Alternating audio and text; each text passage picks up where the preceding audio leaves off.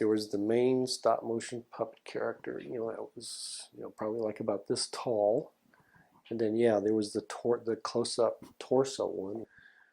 And then I was just trying to think, there were some long flying shots that Tom Sanamon did of it when Eddie Murphy was, trying to get away from it. And he was in the car, and you could see it like through the back window or through the side view mirror or something. It was just a few long shots of it, and I wasn't sure if the full size one was used, if there was a smaller one made for that, but I don't remember because I didn't work on that shot.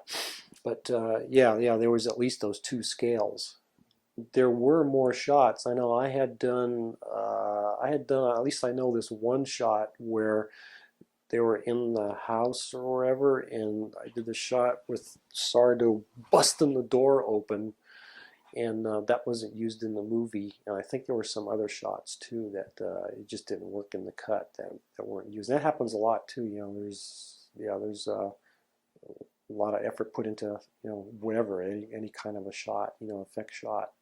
That's doesn't make it into the movie for whatever reason. That shot, I really liked that shot. I know Phil liked the shot. It was a really neat dynamic shot with him busting the door open. It was a live action door, and the animation was timed and matted in with the door swinging open. And we were working hard doing all these shows, and the whole stop motion crew, we would go out to these crazy lunches, and just have a really good hour and a half, sometimes 2 hour lunch, But we had, what was also cool too, at ILM, we had the stop motion guys, we had our own little separate building across the street from the main ILM building.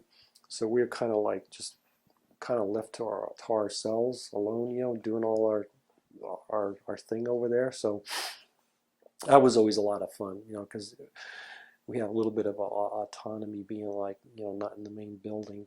But I was able to like set up my optical printer over there and bring in the process projectors, because I got a lot of Dynamation stuff going there, especially like on Willow, because ILM is usually known as a blue screen factory. They shoot everything against the blue screen, do compositing. Except for the matte department, they would do rear projecting live action plates for their matte paintings. So I was able to convince Dennis, and I didn't have to convince Phil. Phil was all for it, to set up the projectors across the street, and we did a bunch of, we did about a dozen Dynamation composites on Willow with the two-headed dragon, which was in, CinemaScope, so which was a little bit challenging, but they cut right into the movie. We got the shots done a lot sooner than the optical department. One thing I learned from Phil was how important editing was, because Phil was always involved when we were working on the RoboCops and stuff and the Honey I Shrunk the Kids. But the directors would let him make his own cut because they trusted him, and not that they would always go with it, but it was like a starting point, because Phil was really important about just when we shot our shots and he got the film back, we go up an editorial. And Jules, his wife, would cut the stuff together, and we'd run it on the Movio and look at it and see how the shots were working, cut to cut, how it flowed through and how it all hooked up. So I was just seeing like really the importance of that, and so I was starting to do that at the companies that I was at, even when we're doing digital stuff, 30 frames a second. I would take the stuff into After Effects. It was a little cumbersome, but it was fine. I could deal with it.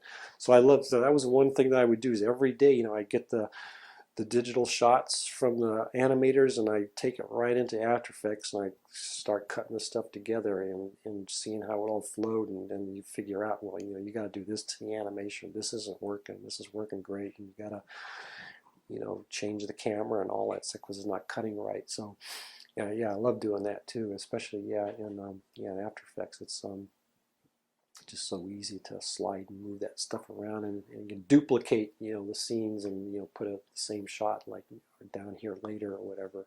So yeah, that's a really important part of the whole process. Not even just in animation, but everything, all filmmaking.